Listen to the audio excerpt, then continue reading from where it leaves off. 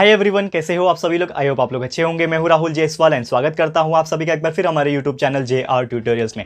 Friends, आज again आपके सामने एक मोस्ट इंपॉर्टेंट साइंस का लेक्चर वीडियो लेकर आ गया हूं, जिसमें हम पढ़ने वाले हमारे 9th स्टैंडर्ड के लिए साइंस सब्जेक्ट का जो चैप्टर नंबर 12 हमारा चल रहा था, जिसका नाम है स्टडी ऑफ साउंड। आज हम इस चैप्टर का लेक्चर नंबर 3 लेकर आ गए हैं। तो फ्रेंड्स, जैसा कि आपको पता है कि हमने दिवाली के पहले तक ये जो चैप्टर है, इसमें अब तक दो लेक्चर्स कंप्लीट किए हुए हैं। तो नॉर्मली जो लास्ट लेक्चर था उसमें हमने स्टडी किया था ऑडिबल, इंफ्रा एंड अल्ट्रासाउंड, जिसमें हम आपको एक्सप्लेन किए थे कि क्या होता है infrasound, ultrasonic sound and Audible sound, कितने रेंज तक होता है। लाइक हमने एक फ्रीक्वेंसी रेंज बताया था आपको, जो कि था आपका 20 हर्ट्ज से लेकर 20,000 हर्ट्ज तक। तो उम्मीद करता हूं कि आपने इसके पहले के लेक्चर्स जरूर से देखे होंगे। और आज आपका तीसरा लेक्चर है, और आज हम लोग को जो पढ़ना है वो टॉपिक है सबसे पहला रिफ्लेक्शन ऑफ साउंड। तो बिफोर स्टार्टिंग अवर लेक्चर एक चीज आपको बताऊंगा। जैसे कि आप देख सकते हो कि यहां पे मैं खुद आके आपके सामने लेक्चर दे रहा हूं, यानी कि आज से आपको एक नए तरीके का साइंस के फॉर्म में लेक्चर मिलने वाला है, यानी कि फेस कैम वीडियो। इसके पहले हम स्क्रीन रिकॉर्डिंग करते थे, जिसमें आप लोग को बहुत सारी चीजें अच्छी लगती थी, लेकिन बहुत सारे आप लोग का ही डिमांड आया। दैट्स व्हाई वो डिमांड को फुलफिल करने के लिए यहां पे मैं फेस कैम वीडियो आज से बनाऊंगा आपके लिए। साइंस के लिए, मैथ्स का तो आपको जैसा मिलता था फेस कैम ही मिलता था, कोई टेंशन लेने वाली बात नहीं थी, लेकिन साइंस का भी आज से आपको ऐसे ही फेस कैम वीडियोस मिलेंगे, जिसका आपको मेरा फेस देख के आप लोग को काफी यहां पे बेटर वे में बोर्ड पे आपको अच्छे से एक्सप्लेन करने की कोशिश करूंगा। ओके दोस्तों, तो शुरुआत करते हैं हमारे इस टॉपिक की। उम्मीद करता हूं कि आपको ये जो मेथड है समझ में आ जाएगा, पसंद आएगा। तो आज का जो पहला टॉपिक है, हेडिंग डाल लेते हैं, जो कि है रिफ्लेक्शन ऑफ साउंड। ओके, तो let's start with today first topic, reflection of sound. तो जिस प्रकार आपने इसके पहले जो एक चैप्टर पढ़ा था जिसका नाम था रिफ्लेक्शन ऑफ लाइट, तो किस प्रकार लाइट जो है रिफ्लेक्ट होता है, उसी प्रकार जो हमारा साउंड होता है ना, वो भी क्या होता है दोस्तों, रिफ्लेक्ट होता है। वो किस तरह रिफ्लेक्ट होता है, यहां पे मैं आपको यहां पे डायग्राम के माध्यम से समझाने की कोशिश करूंगा। लेट्स सपोज यहां पे मेरे पास एक वॉल है, एक बड़ा सा दीवार है, ठीक है। वॉल आपको पता है क्या होता है, ठीक है। तो यहां पे अगर एक वॉल के ऊपर लेट्स सपोज मेरा एक साउंड आ रहा है, इस तरफ से अगर आ रहा है, ठीक है ना, इस तरफ से मैं यहाँ पे एक साउंड यहाँ पे आने की कोशिश कर रहा हूं, तो क्या होगा कि जब भी ये साउंड जब आएगा तो इस प्रकार वो क्या हो जाएगा, रिफ्लेक्ट हो जाएगा।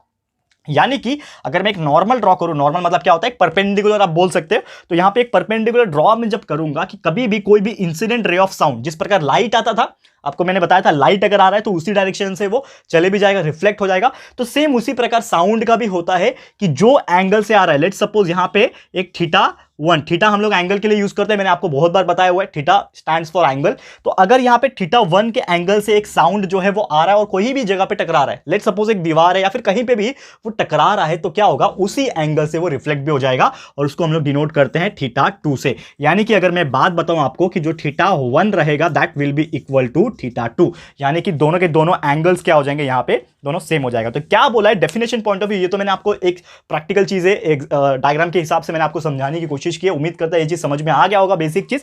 लेकिन क्या बोला है यहां पे थियोरेटिकल पॉइंट मैं आपको बताने की कोशिश कर रहा हूं कि लाइट जो वेव्स होते हैं, जिस प्रकार जो लाइट वेव्स होते हैं वो ट्रैवल करते हैं, उसी प्रकार यहां पे साउंड वेव्स भी जो है वो ट्रैवल करेंगे फ्रॉम सॉलिड और in liquid surface. And this waves, ये जो वेव्स होंगे, also follow the law of reflection. ये क्या करेंगे, लॉ ऑफ रिफ्लेक्शन को फॉलो करते हैं। जिस प्रकार आपका लाइट वेव रिफ्लेक्ट होके गया, उसी प्रकार यहां पे साउंड को भी रिफ्लेक्ट करके फॉलो करेंगे। और कोई भी स्मूथ या फिर रफ सरफेस की अगर बात करें, तो साउंड को रिफ्लेक्ट करवाने में लिए सबसे बड़ा इंपॉर्टेंट रोल क्या होता है, जो भी सरफेस है उसका एक स्मूथ होना या फिर प्लेन होना जरूरी है। लेट्स सपोज ये बोर्ड है मेरा, तो आप देखोगे कितना स्मूथ है, प्लेन है ना, एकदम चिकना है, ठीक है। तो यहां पे अगर मैं कुछ बोल रहा हूं, लेट्स सपोज यहां पे मैं बोलने की कोशिश कर रहा हूं, तो मैंने आपको बताया था किस प्रकार साउंड निकलता है। तो अगर मैं यहां पे बोल रहा हूं तो बोलने के हिसाब से जो वेव्स है वो ऐसा साउंड जो है वो वेव्स के फॉर्म में निकल रहा होगा। ये मैंने आपको बताया था कि sound always travels in the form of waves, longitudinal waves, मैंने आपको बताया था।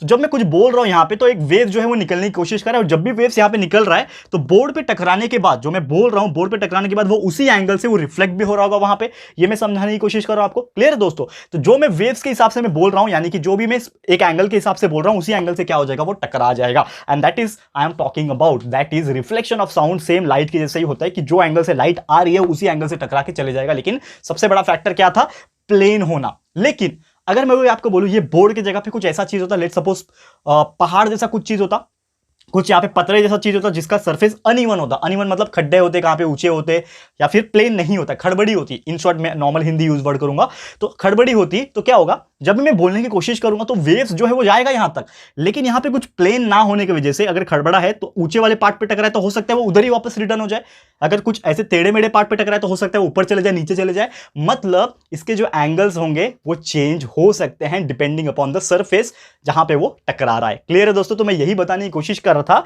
कि कभी भी याद रखना कि जो लॉ ऑफ रिफ्लेक्शन होता है इन केस ऑफ साउंड वो कब यहां पे पॉसिबल होता है और कब यहां पे सेम हो सकता है, जब वहां पे कोई प्लेन सरफेस प्रेजेंट हो।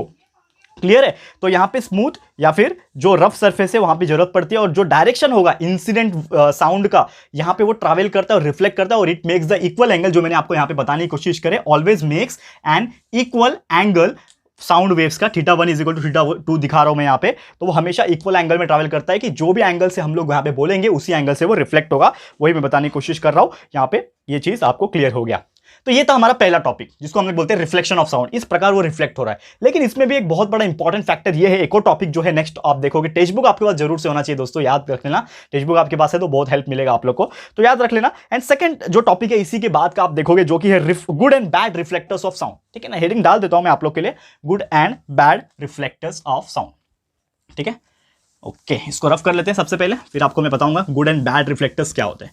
ठीक है, नाम से आपको कुछ आइडिया मिल रहा होगा कि क्या टॉपिक हो सकता है, लेकिन बहुत इंपॉर्टेंट चीज है। जो भी चीज मैंने आपको बताया यहाँ पे, ये सब के सब क्या होने वाले हैं, बहुत ज्यादा इंपॉर्टेंट होने वाले हैं। तो यहां पे डिस्कस कर लेते हैं good and bad reflectors of light, sorry sound चल रहा है हमारा। ठीक है, ओके, सबसे सवाल ये आता है, अभी आपने ये सीखा टॉपिक जो कि है रिफ्लेक्शन, तो रिफ्लेक्टर्स क्या होते हैं? रिफ्लेक्टर्स मतलब क्या होता है, कुछ ऐसे मटेरियल हो सकते हैं जिसमें से साउंड जो है अच्छे से रिफ्लेक्ट हो जाए, कुछ ऐसे यहां पे मटेरियल हो सकते हैं जिसमें से साउंड जो है बहुत अच्छे से रिफ्लेक्ट ना हो। एग्जांपल्स मैं आपको बताऊंगा जो कि हमारा टॉपिक है, कि how much of the incident sound, मैं आपको थोड़ा सा डेफिनेशन पहले बता दूं कि how much of the incident sound gets reflected decides whether reflector is good और बैड। यानी कि क्या बोला इन्होंने, स्टेटमेंट क्या बोला कि कोई भी सब्सटेंस कितना अच्छा है रिफ्लेक्शन के लिए साउंड के, और कितना बुरा है वो किसके ऊपर डिपेंड करता है, कितना अमाउंट वो साउंड को रिफ्लेक्ट करता है, ये इसके ऊपर डिपेंड करेगा। लेट्स सपोज कि मेरे पास एक ऐसा चीज है सामने, ये जो बोर्ड में यूज कर रहा हूं, लेट्स सपोज ये ऐसा चीज होता है जो मैं बोलूंगा वो उधर ही उसको एब्जॉर्ब कर लेगा, तो आवाज यहां पे स्कैटर होगा, क्या आपको सुनाई देगा, क्या नहीं देगा। लेकिन अगर वही यहां पे एक ऐसा रिफ्लेक्शन अच्छा मटेरियल है, एक अच्छा प्लेन मटेरियल, जैसा कि आपको दिख रहा है बोर्ड है, ये प्लेन है, तो मैं जो भी बोल रहा हूं वो टकराने के बाद हर जगह क्या हो रहा है, रिवर्बरेट हो रहा है। मैं एक टॉपिक है रिवर्बरेशन का, मैं आपको नेक्स्ट लेक्चर में बताऊंगा, आज तो मैं नहीं ले पाऊंगा उसको, लेकिन अगला जो लेक्चर उसमें एक टॉपिक आएगा रिवर्बरेशन, जो कि बहुत इंपॉर्टेंट टॉपिक है, तो आपको बहुत अच्छे से समझ में आ जाएगा। तो जो भी मैं बोल रहा हूं यहां पे अलग अलग एंगल्स पे टकरा रहा होगा और आपके पास जा रहा होगा, सो दैट आप सुन पा रहे होंगे मेरा आवाज। ठीक है, लेकिन अगर वही यहां पे मटेरियल ऐसा होता जो अच्छा नहीं था और साउंड को एब्जॉर्ब कर लेता और जल्दी से भेजता नहीं, रिफ्लेक्ट नहीं करता, तो हम लोग बोलेंगे कि वो बैड रिफ्लेक्टर है। तो that is the difference between good reflector and bad reflector. तो वो क्या होते हैं यहां पे, डेफिनेशन तो आपको समझ में आ गया। एग्जांपल्स बात करें तो कोई भी हार्ड या फिर फ्लैट सब्सटेंस होता है, ये हार्ड है, चपटा भी है, फ्लैट भी है, कड़क भी है, देखो हार्ड और फ्लैट है, इसका मतलब ये क्या है, गुड रिफ्लेक्टर ऑफ साउंड है। क्लियर है दोस्तों? और वही कोई बहुत ज्यादा सॉफ्ट है, ठीक है, बहुत ज्यादा सॉफ्ट है, अनइवन है, टेढ़ा मेढ़ा है, बोलते हैं ना हम लोग तो खड़बड़ी वाला है, यहाँ पे अनइवन सरफेस है, तो इसका मतलब वो क्या है, बैड रिफ्लेक्टर्स है। एग्जांपल्स मैंने आपको बता दिए, जैसे कि कुछ एग्जांपल बता दूं, जैसे कि प्लेन वुड हो गया, बोर्ड हो गया, this are the good reflectors example. And bad reflector का अगर बात करें हम लोग कि क्लोथ्स हो गए, पेपर, कर्टेन्स, कारपेट, ये सब क्या करते हैं, साउंड को एब्जॉर्ब कर लेते हैं यहां पे, एंड बहुत सारे साउंड को रिफ्लेक्ट नहीं कर पाते हैं, इसके लिए इसको बैड रिफ्लेक्टर्स ऑफ लाइट जो है वो कहा जाता है। क्लियर है दोस्तों? तो उम्मीद करता हूं कि ये जो टॉपिक है that is good reflectors and bad reflectors of sound आपको बहुत अच्छे से यहां पे मैंने समझाने की कोशिश की, क्लियर हो गया होगा। चलते हैं हमारे नेक्स्ट टॉपिक के ऊपर। ओके, तो नेक्स्ट टॉपिक क्या दिया हुआ है, इसको हम लोग डिस्कस करते हैं।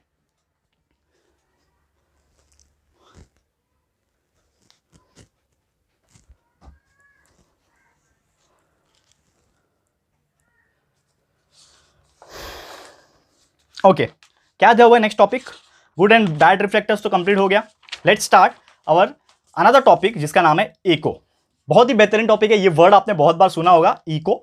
ठीक है, या फिर एको आप बोल सकते हो, इको बोल सकते हो, कोई भी प्रॉब्लम नहीं है, आप जो बोलना चाहो उसको बोल सकते हो। Okay, let's write down the topic first, echo. अब ये इको का वर्ड क्या होता है, देखो आप नॉर्मली कहीं पे भी पहाड़ों वाले इलाके पे गए होंगे या फिर कुछ ऐसे सुनसान एरिया जिसको बोलते हैं ना, वहां पे अगर गए होंगे तो आपने अगर जोर से किसी को आवाज दिया होगा, लेट्स सपोज मैं अपना एक एग्जांपल देके बताता हूं, लेट्स सपोज मैं अपना नाम अगर अनाउंस कर रहा हूं, राहुल राहुल राहुल, तो ऐसा आवाज जब आपको सुनाई दे रहा है तो उसको हम लोग क्या बोलते हैं, इको बोलते हैं। ये चीज याद रखना है, ये आपने बहुत बार सुना होगा, फिल्मों में अक्सर देखा होगा, रियल लाइफ में पता नहीं आप गए होंगे कि नहीं होंगे ऐसे पहाड़ वाले इलाके में, लेकिन अगर आपने ऐसी जगह पे विजिट किया हुआ है और नॉर्मली ऐसा आवाज आपको अगर सुनाई दिया है, that sound is called as echo. Clear है, ये चीज आपको समझ में आ गया। अब इसका रीजन क्या है, क्यों होता है, तो नॉर्मली क्या होता है, एक डेफिनेशन है, and echo is the repetition of the original sound because of the reflection by some surface, यानी कि कुछ सब्सटेंस ऐसे प्रेजेंट है हमारे आसपास जिसके वजह से हमारा साउंड है वो रिफ्लेक्ट हो रहा है, बार बार रिफ्लेक्ट हो रहा है, जिसकी वजह से बार बार जो वो साउंड है वो सुनाई देता है। तो ऐसा कहां होता है, जहां पे अनइवन सरफेस ज्यादा होते हैं, खासकर ओपन एरिया में, जैसे कि पहाड़ी वाले इलाके हो गए, समंदर के किनारा हो गया, कुछ ऐसे खंडहर वाले जो सुनसान होते हैं, वैसे इलाके में आपको ज्यादातर देखने मिलता है। तो इन ऑर्डर यहां पे क्लियरली बोल के रखा है, अगर आपको ये जो साउंड है ओरिजिनल साउंड इसको आपको सुनना है तो normally 22 degree Celsius is the normal, एक सुटेबल टेम्परेचर आप बोल सकते हो, क्योंकि हर एक टेम्परेचर में ये साउंड सुनाई नहीं देता है। तो 22 डिग्री सेल्सियस एक सुटेबल टेम्परेचर होता है, एंड एट 22 डिग्री सेल्सियस जो वेलोसिटी जो होती है वो साउंड की वो होती है 344 मीटर पर सेकंड। ये ऑलरेडी मैंने आपको बताया हुआ है बहुत बार कि हमेशा जो नॉर्मल जो टेम्परेचर होता है, एक बात करें 22 डिग्री सेल्सियस पे आपका जो साउंड का जो गति होती है, जो स्पीड होती है, जो वेलोसिटी होती है, वो होती है 344 मीटर पर सेकेंड। तो यानी कि 344 मीटर पर सेकेंड में हमारा ब्रेन जो होता है it retains a sound of 0.1 second, यानी कि आपका जो साउंड है वो आपको 0.1 सेकेंड तक जो है वो सुनाई देगा। एंड इसीलिए हम लोग जो इको है वो सुन पाते हैं, we are able to hear the echo, and the sound जो प्रोड्यूस होता है लगभग 0.1 सेकेंड से ज्यादा, तो वो रिफ्लेक्टेड होता है ज्यादा टाइम में और उसको हम लोग वापस से सुन पाते हैं। एंड दस हम लोग बता सकते हैं कि उसका मिनिमम डिस्टेंस कितना है साउंड का और सोर्स का, यानी कि कहां से वो साउंड निकल के आ रहा है। तो उसी को यहां पे करने के लिए यहां पे एक टॉपिक दिया हुआ है, लेट्स सपोज एक छोटा सा डेरिवेशन टाइप है या फिर न्यूमेरिकल आप बोल सकते हो छोटा सा, यहां पे मैं आपको बताने की कोशिश कर रहा हूं। ओके, तो लेट्स सपोज हम लोग को एक चीज बहुत पहले से पता है कि डिस्टेंस जो होता है दोस्तों, डिस्टेंस जो होता है वो क्या होता है, स्पीड मल्टीप्लाई बाय टाइम। ये आपको बहुत पहले से ही पता है, distance is equal to speed multiply by time, ये आपने पहले से सुना होगा। ओके, करेक्ट है। अब यहां पे जो मैं स्पीड ले रहा हूं, लेट्स सपोज मेरा जो स्पीड होगा हवा का कितना होगा, 344 मीटर पर सेकंड होगा। ठीक है, यहां पे ये भी लिख देता हूं 344 मीटर पर सेकंड, एंड जो टाइम मैं ले रहा हूं वो कितना ले रहा हूं, 0.1 सेकंड का ले रहा हूं। क्लियर है, तो यहां पे जो डिस्टेंस हो जाएगा कितना हो जाएगा दोस्तों, 344 multiply by 0.1 is that is 34.4 metre. ठीक है, सेकंड कट हो गया, मीटर बच जाएगा। तो 34.4 मीटर से हम लोग बोल सकते हैं, क्या यहां पे रिजल्ट क्या आया, यहां पे 34.4 मीटर आया, इसके वजह से हम लोग क्या बोलेंगे, thus to able to hear a distance echo, यानी कि हम लोग अगर इतने रेंज में रहेंगे, अगर हवा का जो स्पीड 344 मीटर पर सेकंड है और जो टाइम लगने वाला है साउंड को रीच होने के लिए वो 0.1 सेकंड ही लग रहा है, तो अगर हम लोग 34.4 मीटर के रेंज में खड़े हैं और आवाज दे रहे हैं तो आपको इको सुनाई देगा, लेकिन इससे ज्यादा अगर आप दूर खड़े हो तो आपको सुनाई नहीं देगा। ये चीज याद रखना, that is called as the echo. तो इको, और हम लोग बोल सकते हैं जैसा मैंने बोला, thus to be able to hear a distinct echo the reflecting surface should be a minimum distance of a half, यानी कि जो रिफ्लेक्टिंग सरफेस रहेगा कम से कम इसके हाफ तो होना चाहिए। यानी कि अगर मैं इसका हाफ करूंगा, डिवाइड बाय 2 करूंगा, तो ये हो जाएगा 17.2 मीटर। यानी कि आप अगर एटलीस्ट इसके आधा डिस्टेंस जो कि आपका मेजरमेंट आया निकाल के, जो वैल्यू आया 34.4 मीटर, इसके आधा डिस्टेंस पे भी आप खड़े हो ना, यानी कि 17.2 मीटर की दूरी पे भी खड़े हो तो भी आपको जो वो इको जो है वो सुनाई देगा। And as the velocity of sound depends upon the temperature, और जैसे कि आपको पता है कि जो साउंड का वेलोसिटी होती है वो टेम्परेचर के ऊपर भी डिपेंड करती है, और जो डिस्टेंस होगा वो भी टेम्परेचर के ऊपर डिपेंड करेगा। तो इन शॉर्ट यहाँ पे क्लियर कट ये पता चल गया कि whenever you want to hear the echo sound you have to stand from the reflecting source at least 17.2 metre from that particular source of sound. Clear है दोस्तों, तो उम्मीद करता हूं कि ये पर्टिकुलर चीज आपको 100% क्लियर हो गया होगा। कुछ ब्रेन पावर एंड कुछ यहाँ पे फैक्ट्स दिए हुए उसको भी देख लेते हैं। To hear the echo distinctly, अगर आपको सुनना है तो will the distance from the source of sound to the reflecting surface be same at all temperature, मतलब आपको पूछा है कि सेम हर टेम्परेचर पे ये सुनाई देगा क्या, नहीं। जैसा मैंने बोला 22 डिग्री सेल्सियस पे ये 0.1 सेकंड के स्पीड से सुनाई देता है, तो वो टेम्परेचर होना जरूरी है। और एक और क्वेश्चन यहाँ पे पूछा है, what is the reflection of sound harmful, यानी कि व्हेन पूछा है, sorry, when is the reflection of sound harmful, यानी कि आप एक जगह ऐसे खड़े हो जहां पे आपको रिफ्लेक्ट हो रहा है साउंड का, तो वो हार्मफुल कब होगा? बहुत सारे इसके रीजन हो सकते हैं। बहुत ज्यादा साउंड की वजह से आप लोग का ब्रेन हैमरेज भी हो सकता है, आपके कान के पर्दे फट सकते हैं। तो ये सब कुछ रीजन है, ठीक है। और एक इंपॉर्टेंट फैक्ट दिया हुआ है कि echo can be heard multiple times due to the continuous और मल्टीपल रिफ्लेक्शन। आपको जैसे मैंने स्टार्ट में बताया कि बहुत सारे मल्टीपल रिफ्लेक्शन हो रहे हैं, यहां से मैं बोल रहा हूं दीवार पे टकरा रहा है, उधर टकरा रहा है, उधर टकरा रहा है। मल्टीपल रिफ्लेक्शन होने की वजह से जो साउंड है वो बार बार हमें सुनाई देगा।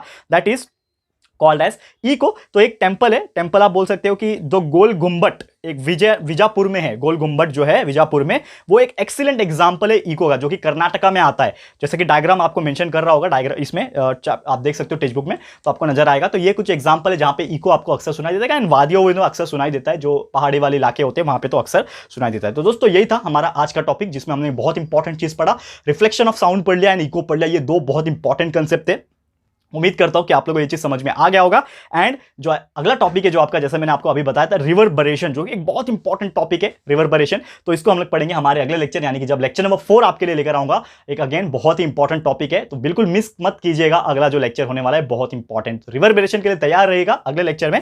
आज का लेक्चर यहीं पर मैं स्टॉप करता हूं। कैसा लगा है हमारा आज का लेक्चर वीडियो, आप लोग को प्लीज हमें कमेंट करके बताना है। और ये जो नया हमने एक तरीका शुरू किया है, बोर्ड पे आपके साथ, फेस के साथ आपके साथ ऐसे ही लेक्चर लेके आएंगे साइंस के लिए, तो अपने राय और सजेशन जरूर से इसके लिए भी दीजिएगा, जरूर से कमेंट कीजिएगा। एंड दोस्तों, जैसे कि मैं हमेशा बोलता हूं कि वीडियो अगर पसंद आया है तो प्लीज वीडियो को लाइक कीजिएगा, शेयर कीजिएगा, अपने सारे फ्रेंड्स लोगों को फटाफट से शेयर करो एंड बता दो कि Rahul sir is back with science का लेक्चर है, नए तरीके से आए हैं, ये भी बताना मत भूलिएगा। फटाफट से हर एक को शेयर करो। एंड दोस्तों, अगर आपने अभी तक इस चैनल को सब्सक्राइब नहीं किया है तो हमारे इस चैनल को फटाफट से सब्सक्राइब कर देना, साथ में बेल आइकन को प्रेस कर देना, ताकि जब भी हम लोग वीडियो लेकर आएंगे आप लोग को नोटिफिकेशन मिलती रहेगी।